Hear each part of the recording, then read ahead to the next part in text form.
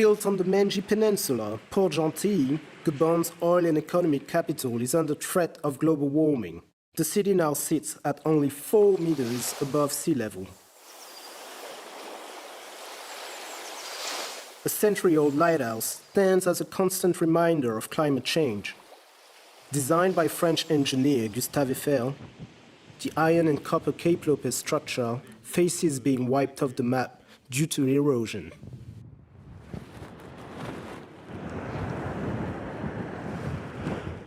H2O NGO President Henri Michel can't get to grips with the worst-case scenario.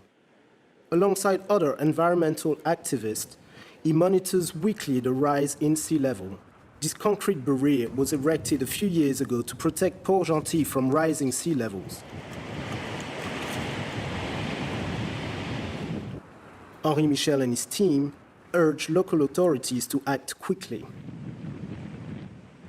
On a plusieurs solutions. D'abord, la première solution, on peut freiner. There are a few solutions here. The first one would be to try to slow the rising sea level down by planting natural mangroves and artificial mangroves in areas of high traffic. Ça peut freiner. Deuxième solution. The second solution is to move the city away from the coast. This is what other coastal cities have done in the US, in the Netherlands, and so on. This would be the most cost-effective solution. Port-Gentil is Gabon's second-largest city and the hub of the country's oil and timber industry. Relocating Port-Gentil would mean moving over 100,000 people. Despite more recurrent episodes of floods, residents want to avoid this outcome at all costs. This one, put it straight. Fatimata and her neighbors live in a shanty town where rainy season means more floods. When there's too much water, they use these wooden pallets to access the houses. The pallets help us to access our homes when we finish showering without having to walk in the water. We are in Port-Gentil. The city is surrounded by water.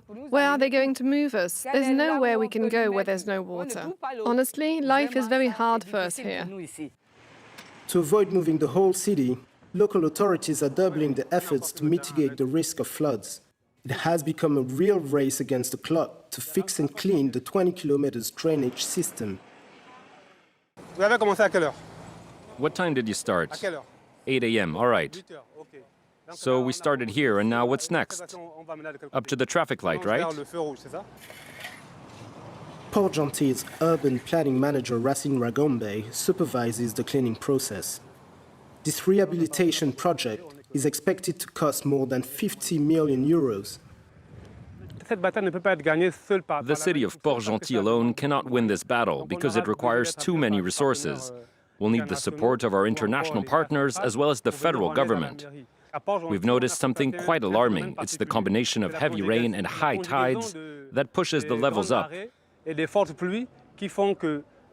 The existing network struggles to evacuate the water, resulting in floods.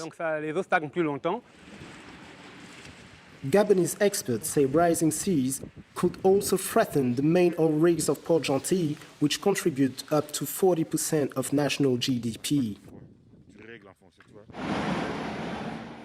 Back in Libreville, 700 kilometers from Port-Gentil, researchers from the National Center for Data and Marine Council are keeping a close eye on the effect of global warming on ocean currents.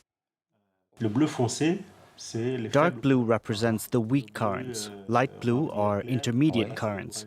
Then it goes green towards the red. Coastline geomorphologist McGrath Desiree Muganga is quite pessimistic about the future. Si le pire arrive, worst case scenario, the first things we're going to see is the intensification of coastal erosion and the repetition of flooding events. Parce que avec une côte d'altitude aussi basse, with such low coastal elevation, the water will struggle to dissipate.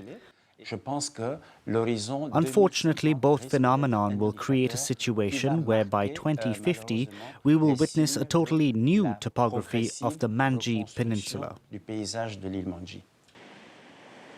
Gabonese scientists warn that sea level could rise by more than 6 meters by the year 2050, well above the elevation of Port-Gentil.